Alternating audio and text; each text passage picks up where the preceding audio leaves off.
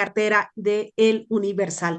Hoy vamos a hablar sobre las condiciones que enfrentamos para solicitar una hipoteca, tener un crédito hipotecario, cómo están los precios, las tasas de interés. Vamos a ver un panorama general de todo el ambiente que hay, si es propicio o no, para pedir un crédito hipotecario. Así es que hoy tenemos con nosotros a tres expertazos. Está con nosotros Carlos Díaz, quien es director de crédito hipotecario de Neximo. Carlos, muchísimas gracias por acompañarnos. Muchas gracias, Ivette. Mucho gusto a todos. Saludos a la audiencia. Muchísimas gracias. Está también con nosotros Juan José Villanueva, quien es director de crédito hipotecario especializado de Creditaria México. Juan José, muchísimas gracias por estar aquí. Gracias, Ivette, por la invitación a la orden. Y también está Alejandro Ble, quien es gerente de marketing de Coldwell Banker México. Muchísimas gracias por acompañarnos, Alejandro. Gracias por la invitación, Ivette. Buenas tardes a Carlos y a Juan José también. Muchísimas gracias. Vamos a empezar contigo, Carlos, para que nos digas, estamos ya en el mes de septiembre, ya hubo muchos ajustes con las tasas de interés y queremos que nos digas, ¿están subiendo los precios? ¿Ya se estabilizaron los precios de las viviendas, por supuesto? ¿Y qué es lo que estamos viendo así en general en el panorama? Es correcto, Iván. Muchas gracias. Fíjate que sí, efectivamente, hemos tenido un incremento en la parte de los precios de vivienda. Esto se debe a la parte de la reducción en la cuestión de la edificación, ¿no? ¿Por qué sucede? Porque tenemos un incremento en la parte de materias primas y los desarrolladores no están construyendo como años anteriores, ¿no? Tuvimos una disminución del 30% aunado al incremento de las tasas de intereses que vemos hoy en día. Por darte un ejemplo y para que podamos entrar en este tema histórico, para el 2020 teníamos tasas promedio de 8.5%, para el 2021 tuvimos tasas de 8.9%, para el 2022 fueron incrementando, ya tuvimos tasas de un 9.2% y para el 2023 estamos viendo tasas promedio de un 10.3%. Entonces, ¿qué sucede? Bueno, pegado a la parte de el incremento de los precios de las viviendas, pues tenemos esta parte del incremento de las tasas de interés, ¿no? Pero fíjate, déjenme comentarles un punto bastante interesante. En comparación con el año pasado, hoy en día tenemos créditos hipotecarios de montos más elevados, ¿no? Eh, eso quiere decir que las personas necesitan en promedio un mayor monto de crédito hipotecario para poder hacer frente a la adquisición de los departamentos que tienen un precio mayor. El año pasado, en el tema de número de créditos, tuvimos 238,000 y hoy en día tenemos 214,000 créditos hipotecarios, ¿no? Si nos vamos a la parte de montos, el año anterior tuvimos 227,000 millones de pesos y hoy tenemos 230,000 millones de pesos. Entonces, aquí es en donde vemos esta parte de, bueno, pues los números estadísticos del año pasado con los números que tenemos hoy en día, ¿no? Eso es un poco, bueno, pues lo que está sucediendo. Y sí es una realidad la parte de la tasa de el incremento en la cuestión de las tasas de intereses. Muchísimas gracias, Carlos. Juan José, en el tema de los precios, del 2020 a la fecha, digamos que en 2019 estábamos en una situación, pero viene 2020, viene la pandemia y las cosas cambiaron. Si nos pudieras hacer una comparación de 2020 a la fecha, ¿qué es lo que estamos viendo ahorita en 2023? Ya nos decía Carlos que viene una subida, pero comparando con 2020, ¿qué vemos? Básicamente hemos tenido un fenómeno económico atípico, si bien el incremento en los precios de la vivienda venía con un ritmo establecido, niveles, varía de zonas, pero promedio nacional podríamos decir un 7, un 6, un 7% anual de crecimiento. Luego del tema pandémico a nivel mundial y la inflación que se ha generado por la problemática de la cadena de suministros, materiales, la inflación que ha elevado incluso las tasas de interés a nivel macro, creo que definitivamente nos lleva en un punto diferente. Esto, como ya se ve, nos ha disminuido el desplazamiento de vivienda a nivel de volumen, no así en el nivel del monto, que se ha tenido un incremento y esto ha generado cierta dificultad para los compradores en términos de su crecimiento ordinario. Entonces, pues en resumen, podría decir que ya logramos un punto máximo en el incremento por tema inflacionario. Ya en la última reunión del Banco de México no tuvo incremento de tasas. Ya países como Chile, hace un par de días, tuvo un retroceso en la tasa de interés. Entonces creo que el efecto de la inflación viene ya en un punto máximo, vendrá una estabilidad y después vendrá un retroceso. Calculo en términos prácticos que a mediados del 2024 empecemos a ver regreso en las tasas de interés, luego entonces un control de la inflación y podamos ver la estabilidad de los precios para el segmento de la vivienda en el país. José, si pudieras decirnos, en comparación de 2020, ¿cuánto aumentaron los precios de una vivienda en estos 3 años y medio? Ronda de 15 a 18% los incrementos. Si bien el factor inflacionario está alrededor de 10%, 8%, más el ritmo de la plusvalía ordinaria es la suma, un 17, un 18%. Ese es el dato que tenemos. Muchas gracias. Alejandro Ble, y ahora la pregunta con la que empezamos esta mesa de análisis y la que tenemos justamente en los promocionales. ¿Es buen momento para pedir un crédito hipotecario? Sí, yo considero que sí es un buen momento. Ahorita estamos hablando acerca de una inversión que va a ser a largo plazo y va a ser una inversión muy importante. Recuerden que esta parte de la compra de vivienda es una inversión, una de las mayores inversiones que hay emocionales y financieras. Y considero que este es un buen momento. Si bien habrá algunos expertos o algunas más personas que te dirán, no es un buen momento para endeudarte, no es un buen momento para comprar algo el cual pueda repercutir en tus estados financieros. Puede ser, pero la realidad es de que ahorita es momento de aprovechar, es momento de entender, por eso cada vez más generaciones más jóvenes están empezando ya a pedir créditos. No es igual aquí, los compañeros podrán decirte algo con respecto a eso, de decir que cada vez hay más jóvenes que están comprando, ¿no? Ahorita, de mis espectadores, de mi audiencia, pues la mayoría son personas alrededor de 25 a 44 años, ¿no? Especialmente mujeres, están teniendo un crecimiento, ahorita están como en 70-30 de las personas con las que, de leads, del público que tenemos en Coldwell Banker. Y pues la realidad es de que cada vez personas más jóvenes están, mucho tiene que ver por la parte de que ha crecido económicamente esta parte de entre más jóvenes ya están ganando más, ¿no? Eso no se veía en más o menos 20, 25 años. Si tú querías un puesto de dirección, tenías que tener por lo menos 45 años, ¿no? Ahorita ya hay personas de 28, 30 años que son directores pues justamente por la visión de la mayoría de las empresas de hoy en día, que es una visión mucho más enfocada al sector juvenil, al sector joven, sobre todo, ¿no? Refrescar imagen, refrescar público, refrescar todo. Entonces, cada vez están comprando más y pues la realidad es de que ese es un buen momento para que las personas jóvenes, para las personas de la generación millennial empiecen a invertir en inmuebles, no solamente de viviendas, sino también para poder generar ingresos extra, ¿no? Entonces, yo creo que sí es un excelente momento ahorita. Muchas gracias. Carlos, ¿y cuál sería el ABC? O sea, uno a lo mejor dice en algún momento de la vida, me voy a animar por el crédito hipotecario, pero ¿qué elementos debes de tomar en cuenta para decir, no nada más lo pienso, ahora lo hago? Claro, pues mira, yo creo que partimos en la parte de la necesidad de vivienda. Creo que es un punto bastante importante, o si no es que uno de los más importantes, ¿no? Necesitamos propiamente en dónde vivir. Y como comenta Alejandro, como comenta Juan, hoy en día tenemos un público bastante joven que tiene la necesidad, ¿no? Esta parte en donde se independizan, en donde crean una propia historia, ¿no? Propiamente. Creo que los puntos importantes sería, bueno, si nos vamos un poco a la cuestión de políticas y requisitos, que es entrar un poco a detalle en ese sentido, lo principal que debemos tomar en cuenta es tener la solvencia económica para poder hacer frente a la parte de la mensualidad, ¿no? A la parte del pago de hipoteca.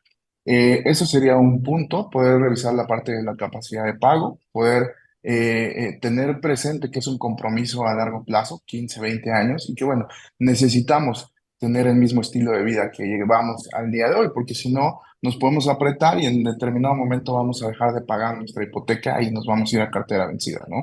Creo que ese sería un punto importante. La parte de el comportamiento en los compromisos en cuestión de buró de crédito, las tarjetas de crédito que pudimos haber tenido anteriormente, créditos de auto, poder tener un buró de crédito sano, ¿no? Esos serían como los puntos pues que podríamos estar considerando bastante importante.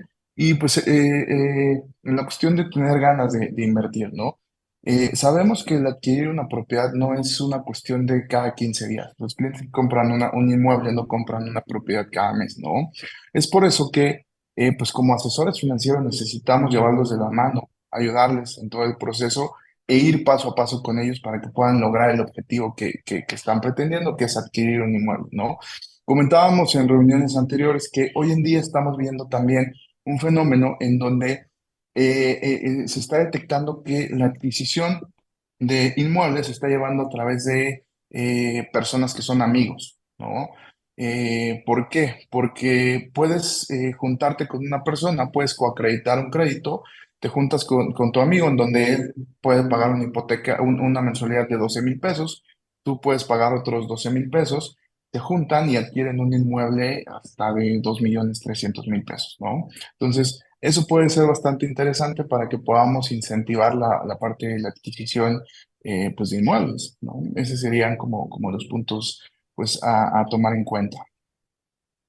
¿Sí? Muchísimas gracias. Juan José, ¿y qué requisitos se necesitan o te piden, verdad, para tener un crédito? Y ahí te pediría un poquito si nos pudieras explicar, grosso modo, cuando pides un crédito bancario y cuando pides un crédito por Infonavit, o ya sabes que ahora ya se puede Ujú. pedirlo mixto. Excelente. Mira, nosotros en Creditaria llevamos ya más de 20 años dedicados a la actividad. Somos una empresa de asesores profesionales en el tema. Sí te puedo comentar, estamos muy especializados en el tema de los créditos hipotecarios de la banca, ¿no? Sin embargo, manejamos también los de Infonavit y Foviste. En general, los productos de la banca tienen políticas similares, no obstante, pues nos permiten tener un mayor porcentaje de conversión, puesto que tenemos la posibilidad de observar todas las políticas normativas de la oferta hipotecaria que tenemos en el portafolio. Voy a decirte lo que es general, principalmente ya lo comentaba Carlos, al tomar la decisión de la inversión es importante que cuenten con un asesor financiero, un asesor hipotecario como nosotros, para poderte dar mucho mayor claridad. Y ahí te podrás encontrar que pues, el tema de la decisión de la compra depende de la capacidad de pago, ¿no? Que tengas una fuente de repago, eso sería una política fundamental. Otra política general, ¿no? Es la edad, ¿no? Ya hablaba Alejandro un poco de que el mercado tiene una tendencia hacia edades más jóvenes, ¿no? A menor edad, y eso va a venir en crecimiento. Sin embargo, el promedio de la banca mexicana ronda desde los 22 años hasta los 58, 60 años. Hay una política interesante, que la edad más el plazo no supere un tema de seguros, ¿no? Que pueden ser los 75 años en promedio. Ese sería el segundo elemento. El tercero, pues buen comportamiento crediticio. Naturalmente, las ofertas financieras del país, pues buscan un retorno seguro, una cartera estable, ¿no? Y ahí no es más que revisar el historial crediticio de los compradores, ¿sale? Siempre, ya lo comentaba también Carlos, el tema de poder mantener un nivel de vida, creo que también es un dato a revisar en términos de políticas. Nosotros le llamamos capacidad de pago, que del ingreso que el solicitante pueda tener, una buena cantidad, más o menos estamos alrededor de 30-35% del ingreso pueda ser destinado libremente para la contratación de una obligación o responsabilidad de esta naturaleza. Creo que esas cuatro políticas son muy importantes. Luego ya habrá algunas más flexibles, algunas más rígidas en cuanto a edad, en cuanto a antigüedad en el domicilio, y tenemos más de 100 variables a calificar en términos de requisitos para crédito hipotecario. Son muchísimas, ¿no?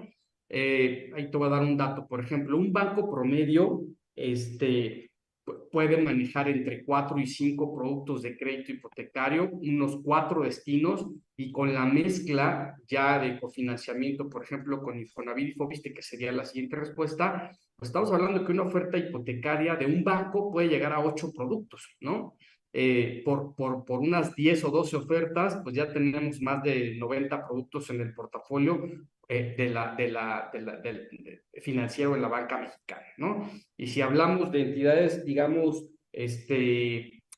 financieras, o COMES y demás, pues podemos superar fácilmente los 100 productos. Entonces, por eso siempre decimos en Creditare que es bien importante y sugerir al auditorio el tema de consultar un asesor financiero, ¿no? Un asesor especializado, un broker hipotecario. Y luego, para hablar de requisitos en términos de créditos institucionales, llámese gubernamentales como Infonavit y Foviste, pues regularmente tienen unas políticas más laxas de evaluación y autorización.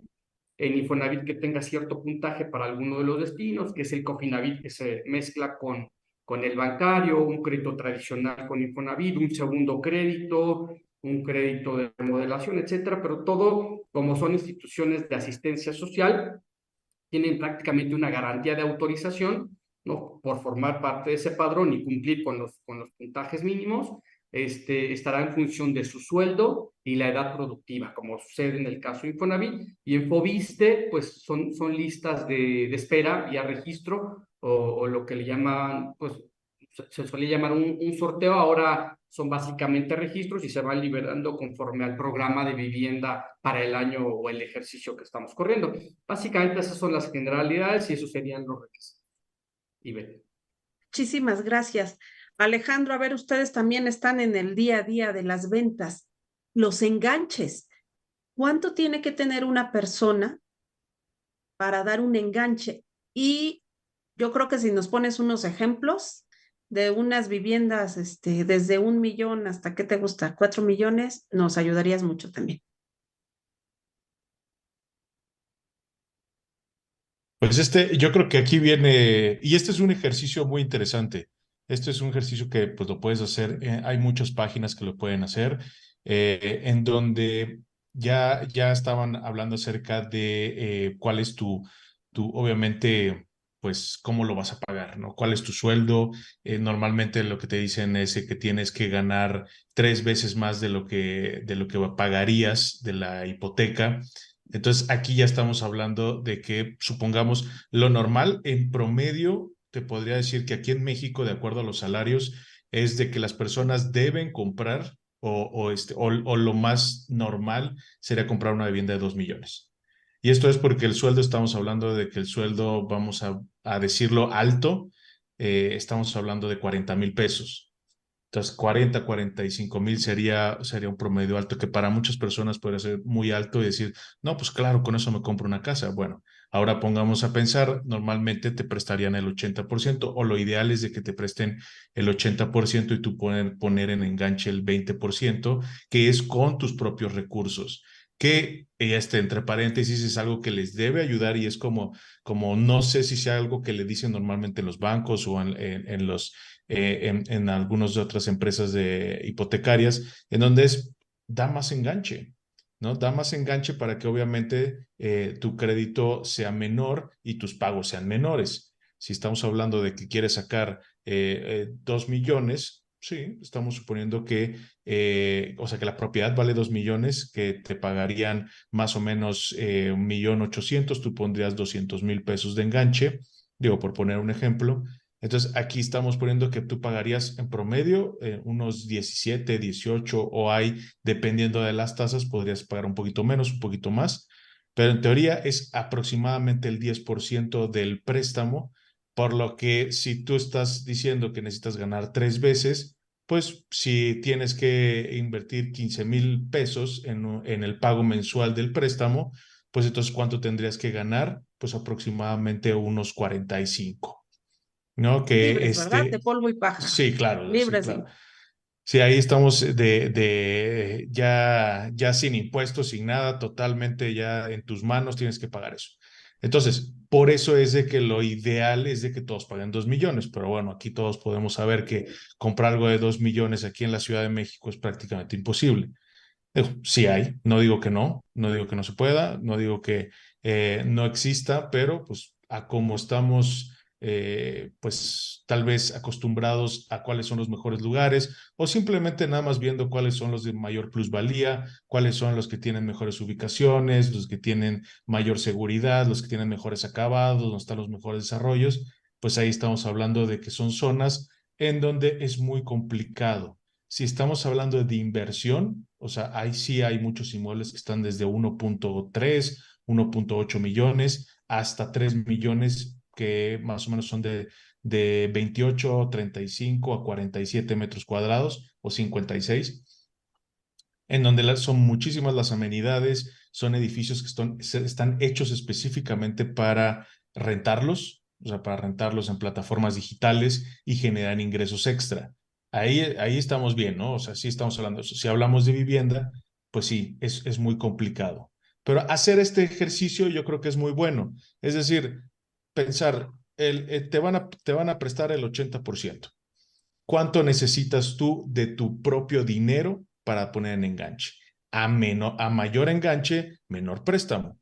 Y con eso podrías empezar a entender, si haces esta formulita de que tienes que ganar 3 veces lo que vas a pagar mensualmente y vas a pagar mensualmente el 10% del préstamo, bueno, ¿cuánto tienes que tener?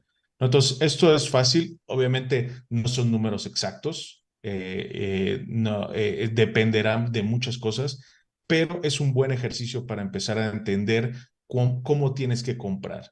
Yo creo, y eso siempre se los digo a todos al momento de querer comprar o están listos para la parte de invertir en un inmueble y es primero pensar cuánto tienes que pagar, cuál es tu perfil crediticio y ya después ponte a ver las propiedades. Como que muchos nada más nos ponemos a verlas, mira, está padre, tiene roof garden y mira, es que sí, yo quiero 2 estacionamientos y la verdad, pues sí necesito 2 baños.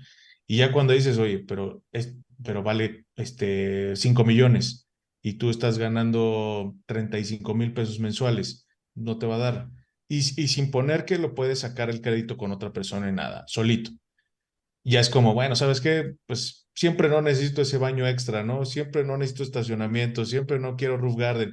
Y es como, para no hacer eso, mejor saca cuánto tienes, cuánto te van a prestar, porque esa es la otra realidad. O sea, no es que tú llegues y le digas a Carlos, oye, pues préstame 5 millones de pesos, ¿no? Y es como, no, espérame, ¿no? A ver, ¿cuál es tu historial crediticio? ¿Cuánto ganas? Enséñame todos los papeles, etcétera, y yo te digo cuánto te presto, ¿no? Y ya desde ahí, ya busco qué inmuebles es el más adecuado para mi presupuesto. Muchas gracias.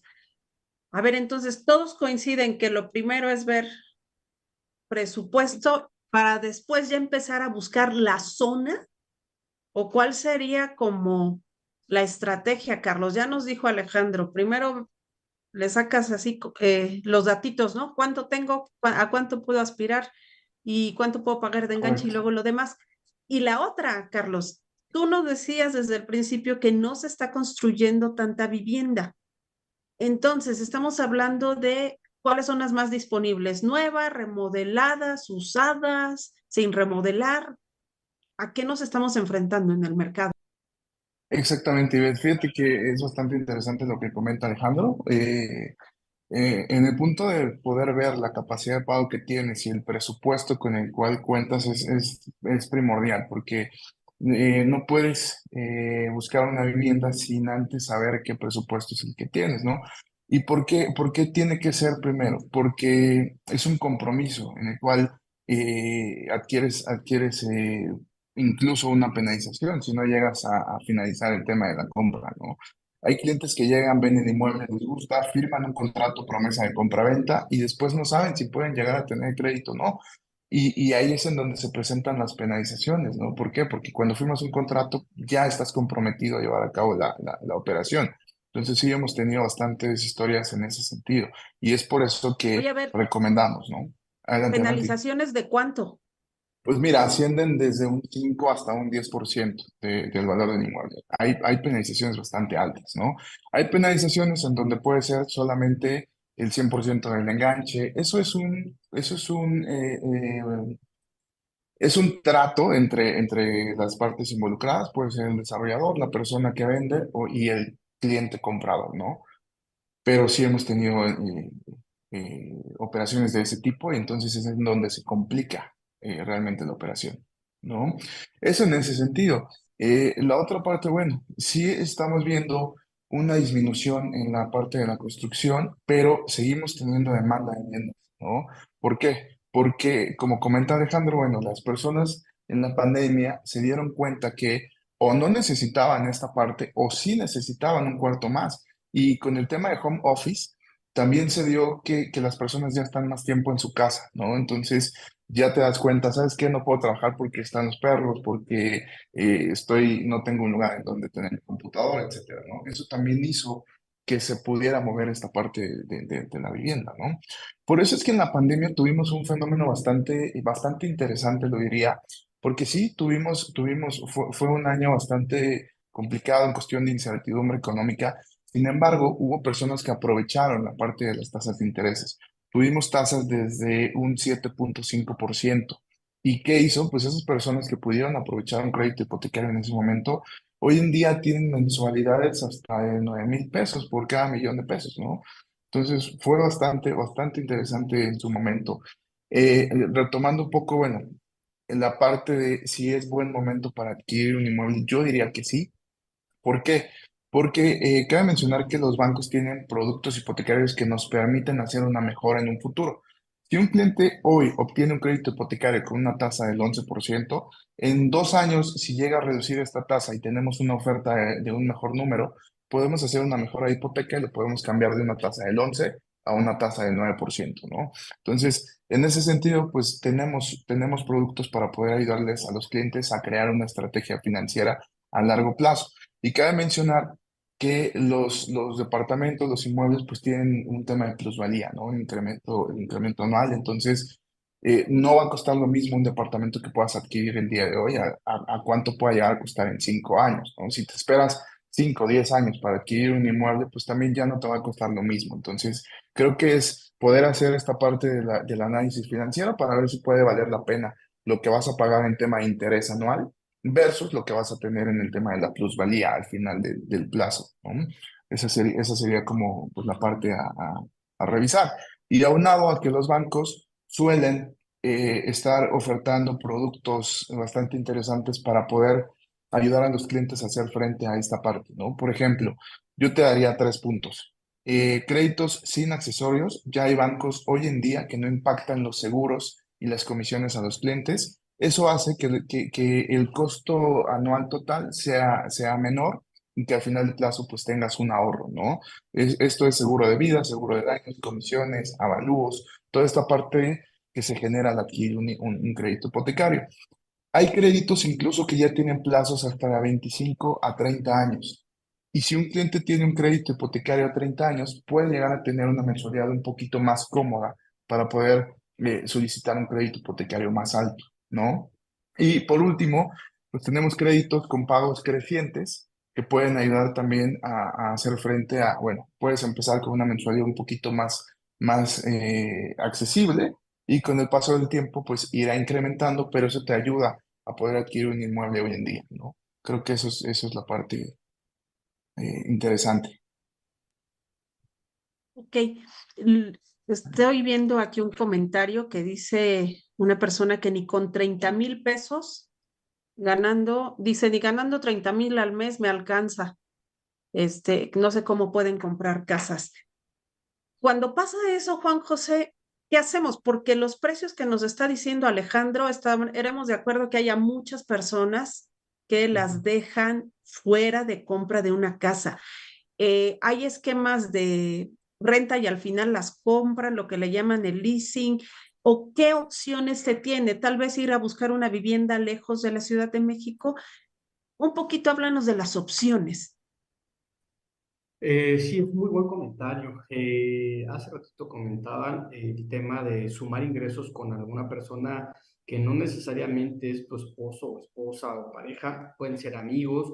Realmente hay una apertura en el marco de políticas y procesos en las ofertas financieras que permiten pues sumar ingresos y tener una mayor capacidad de pago para acceder a mejores condiciones de compra, ¿no? En lo personal, considero que no necesariamente es la mejor opción ir a buscar un inmueble de ese precio, de menor precio, alejado de las ciudades, ¿no? O de las zonas productivas. Ya está muy probado, tiene que ver con un tema de calidad de vida, tenemos estadísticas claras de carteras vencidas, inmuebles abandonados, sobre todo del Instituto de Vivienda, el Infonavit para los trabajadores, es donde más se ha visto y yo creo que esa no necesariamente es la mejor solución. Luego vino un tema de reforma en el gobierno del presidente Peña Nieto, en donde impulsó fuertemente el desarrollo de vivienda, buscando una calidad de logística y calidad de vida para las familias hacia la cercanía con las ciudades productivas, háblese de la Ciudad de México, las capitales, impulsando e instrumentando beneficios para el tema de vivienda vertical. Creo que la política debe de ser por ahí, esa es una opinión muy personal, por el tema de calidad de vida, transporte, tiempos, y creo que se alinea muy bien con el tema de la apertura de las políticas de las ofertas bancarias y de los institutos, sumar no solo una persona, hasta dos personas en una ecuación de evaluación de ingresos para tener mayor capacidad y en todo caso ser copropietarios del inmueble, ¿no? Yo creo que eso resuelve muy bien y todo está muy alineado para poder optar por ahí, ¿no? Tomar ese tipo de estrategias y de decisiones. En Juan todo José, pero caso serán estableciendo bien las reglas, ¿verdad? exactamente, y eso le permitirá tener mejor nivel de plusvalía de esas propiedades, porque igualmente son más rentables, son más fáciles de vender. Ya nos dirá que Alejandro, son inmuebles mucho más fáciles de vender, de rentar, etcétera. Incluso una vez liquidado el crédito, de rehipotecar para un tema de inversión o de un proyecto de crecimiento patrimonial, con las reglas bien claras, como bien dice Sibel. Ok, ok. Alejandro, a ver, seguimos ya tenemos para el enganche, o alguno de ustedes si me pudiera ayudar. Tenemos para el enganche, apartamos ese 10%, pero ¿qué otros gastos tenemos que considerar? Porque las escrituras y el notario no se pagan solos. ¿Qué otros gastos hay que considerar?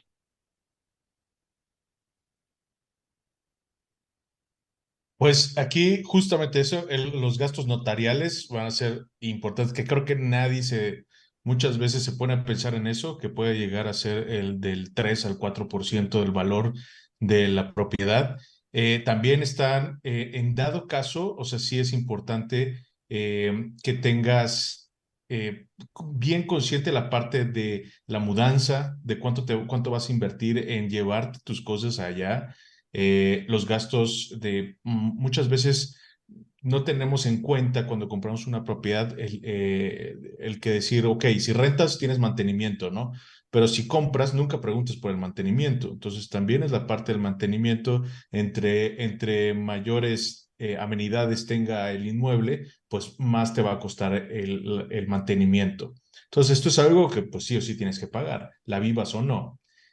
También tenemos, de acuerdo a la plusvalía del lugar, también tiene que ver con los servicios. No te va a costar lo mismo la luz o el agua en la Roma que probablemente en Anáhuac o en Pensil, ¿no? O algo así. Entonces, eso es algo también importante que muchas veces no vemos, que es los servicios siempre tienden a incrementarse. También, obviamente, el tipo de servicio que tú quieres adquirir después como algo extra, ¿no? Que si tiene para el acceso a Internet, si tiene el acceso a cualquier sistema de cable digital. Entonces, desde ahí yo creo que tienes bastantes gastos que tienes que empezar a entender. La parte de si quieres remodelar o no, también eso es importante. Normalmente compramos un inmueble que puede estar en preventa y nosotros, que ese, por cierto, podría ser un buen tip para las personas que, si bien están buscando tal vez un inmueble que sea de menor valor, pues sería empezar a ver preventas. Entre más pronto estés con una preventa, vas a comprarlo con un valor mucho menor, ¿no? Entonces, podría ser otra forma de verlo, de si compro en un lugar bien, o sea, de alta plusvalía, pero que no me cueste tanto. Entonces, sí puedes tener un descuento del 30 al 40% del inmueble. Sí te puedes esperar unos 3 años, ¿no? Pero bueno, pero sí es importante que lo veas como una inversión a largo plazo. Y bueno, pues esos serían algunos de los costos que podrían tener el hecho de comprar una propiedad. Muchísimas gracias, Alejandro. ¿Alguno de ustedes tuviera algún otro comentario, Carlos, Juan José, de los gastos que tenemos que considerar? Carlos. No, como comenta Alejandro, pues es esa parte de los gastos notariales. Nosotros en la parte de crédito le llamamos gastos de originación, comisión por apertura, que algunos bancos pueden llegar a impactar en los clientes. El avalúo también es importante. Cuando adquieres una propiedad a través de un crédito hipotecario, se tiene que llevar a cabo un avalúo. ¿Por qué? Porque, bueno, el financiamiento es con base en el precio de la vivienda, ¿no? Cabe mencionar que la propiedad queda como garantía en la parte de crédito hipotecario. Entonces, si un cliente llega a dejar de pagar las mensualidades, pues el banco adjudica la propiedad. Y es por eso que no te pueden prestar un crédito de 5 millones por una propiedad que tiene un valor de 1 millón de pesos, ¿no? Entonces, va relacionado en ese sentido. Por eso es que cuando compras a través de crédito, sí se requiere sí o sí un avalúo. Sería esta parte de los gastos de originación, ¿no? Hay algunos bancos que también impactan una comisión que es comisión por investigación, puede ser de 750 pesos, ¿no? Hay bancos que no lo cobran. Y también aquí hay una comisión que algunas entidades financieras impactan, que es la comisión por administración. Y esto es un pago mensual que te impactan por el uso, ¿no? Y por la gestión de tu crédito hipotecario. Pero sin embargo, lo que comenta Alejandro es eso, ¿no? Es la parte de gastos notariales y lo que tienes que considerar al inicio de la operación.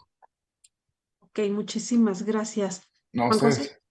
Y ver, yo ahí redondeando lo que comentan, en términos prácticos o porcentuales, diría, si considerar para el auditorio, pues un 10% aproximadamente como enganche promedio, de acuerdo a las zonas, el tema de gastos notariales, podríamos dejarlo en un 5 un 6%, entonces lo sumamos, ya estamos hablando de un 10 más un 6, 16%, a lo mejor 1% de comisión por apertura, si bien hay promociones y de pronto puede haber descuentos, considerarlos, más vale que sobre y no que falte, siempre digo, ser prácticos en esa parte. Entonces, un cliente o un comprador de vivienda hoy día que esté pensando en una inversión, pues aproximadamente tendría que tener considerados en cuanto a gasto inicial, calculo yo un 16% del valor del inmueble para poder hacer frente al tema del gasto de la apertura, el enganche y la comisión por apertura.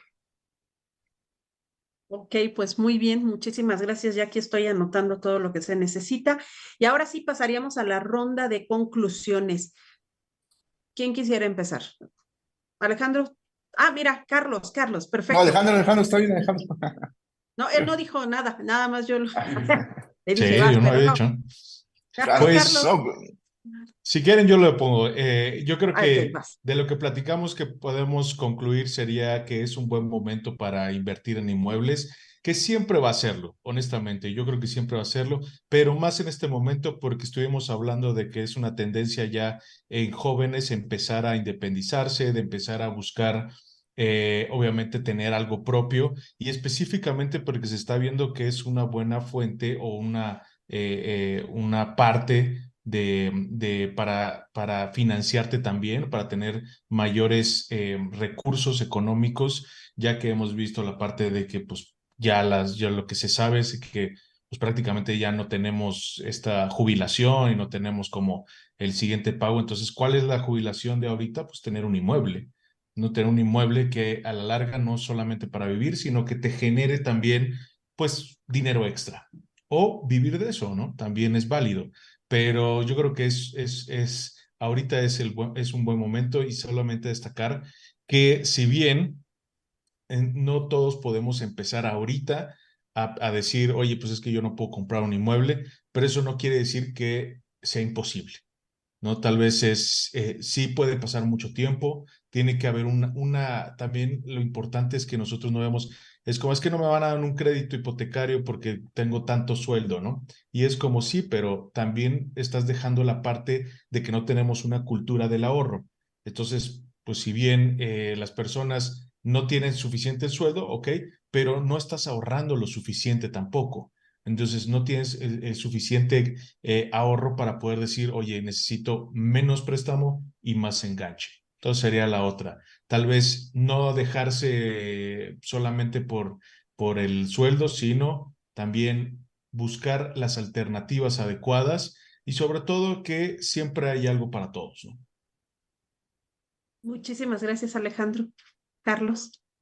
Gracias, Ivette. Coincido, la verdad es que coincido con Alejandro. Es buen momento, tenemos buenos productos hipotecarios que pueden ayudar a hacer frente a la parte que estamos viviendo hoy en día. No dejar lejos la parte de que adquirir un inmueble es un proyecto de vida. Y eso es lo que creo que nos apasiona a todos en este sector, que estamos ayudando a las personas a que puedan materializar un sueño.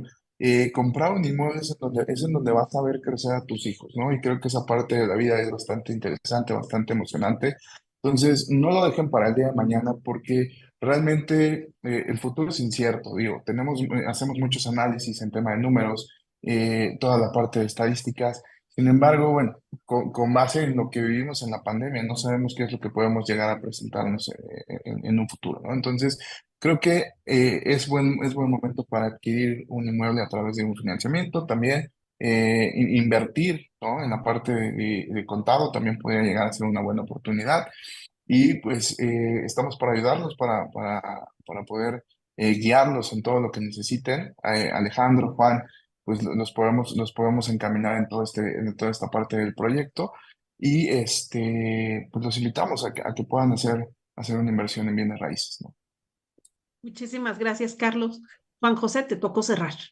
Sí, gracias. Sí, definitivamente yo lo que diría en términos de cierre es que sí es un buen momento para comprar a través de un crédito hipotecario, y decía Alejandro, siempre es un buen momento. Ir detrás del precio con un proyecto de ahorro va a ser muy complicado. El apalancamiento a través de un financiamiento es una buena manera de hacer patrimonio a través de productos de bienes raíces, definitivamente, eso no hay duda. Ahora, hablando en términos de tasas, si bien no tenemos las mejores tasas históricamente derivado de un tema inflacionario y tema que ya comentábamos hace ratito, como son productos de largo plazo, no significa que la contratación de una tasa hoy al 10.50 o lo que sea para toda la vida, porque estamos muy ciertos en términos macroeconómicos que la tasa vendrá a la baja, vendrá en retroceso y entonces ahí podríamos mejorar. Creo que es un buen mensaje para el auditorio, es un buen momento para comprar con las tasas que existen en el mercado y que no son para siempre. En 1 o 2 años seguramente podríamos volver a ver tasas competitivas, mucho más competitivas de 8, 8.5, que me parece que son a nivel mundial o a nivel América Latina buenas tasas. Y pues en Creditaria siempre decimos que la elección de un buen asesor hipotecario puede representar un ahorro incluso calculado numéricamente de hasta 400,000 pesos, ¿no? Una mala elección en un producto u otro, en una oferta de crédito hipotecario, sí te puede costar más de 400,000 pesos. Entonces, pues elijan y busquen asesores hipotecarios especializados. En Creditaria estamos a sus órdenes. Más de 800 oficinas a lo largo del país, con más de 3.500 asesores en esta red comercial en México. Estamos en otros países y próximamente abrir en Estados Unidos y Canadá. Ese sería mi cierre. Muchas gracias por la invitación, Ivette. Carlos, un placer. Alejandro, gracias. Muchísimas gracias a todos ustedes, Carlos, Alejandro y Juan José, y a todos los que nos estuvieron siguiendo en esta transmisión. Los invitamos a que permanezcan en las diversas plataformas de El Universal. Que pasen muy buenas tardes. Gracias. Buenas tardes. Gracias, un saludo a Carlos, a Juan José y